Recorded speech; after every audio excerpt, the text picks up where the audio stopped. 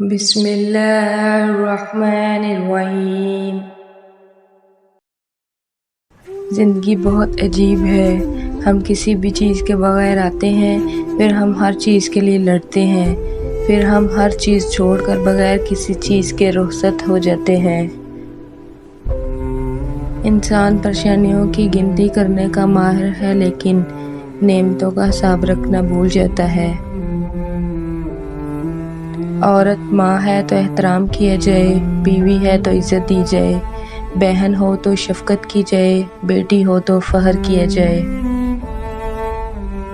مان لیا مرد دل توڑتے ہیں، مگر عورت روح تک کو برباد کر دیتی ہے۔ عورت اگر بے عقل ہوتی تو پہلی درسگاہ ماں کی گود نہ ہوتی۔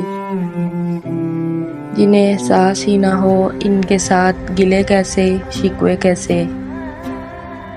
آپ کی بیوی بھی کسی کی لاڈلی بیٹی بہن ہے، آپس کی غلطیوں کو ایسے ہی نادان سمجھ کر معاف کر دیا کریں جیسے کہ آپ چاہتے ہیں آپ کی بہن بیٹی کی غلطی اس کا شوہر درگزر کر دیا کرے۔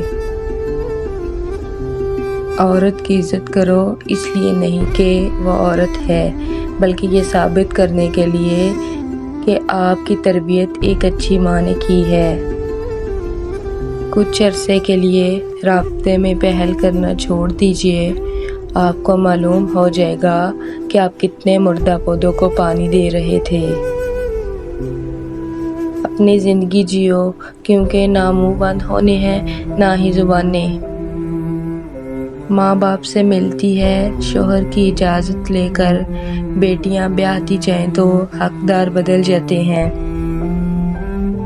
زندگی میں ایک بات یاد رکھنا، مکھن لگانے والوں کے ہاتھ میں ہمیشہ چاقو ہوتا ہے۔ عمر اور زندگی میں کیا فرق ہے؟ بہت ہی خوبصورت جواب۔ جو اپنوں کے بنا گزرے وہ عمر ہے، اور جو اپنوں کے ساتھ گزرے وہ زندگی۔ اگر قسمت کا لکھا ہی سب کچھ ہوتا تو اللہ انسان کو دعا مانگنا نہیں سکھاتا۔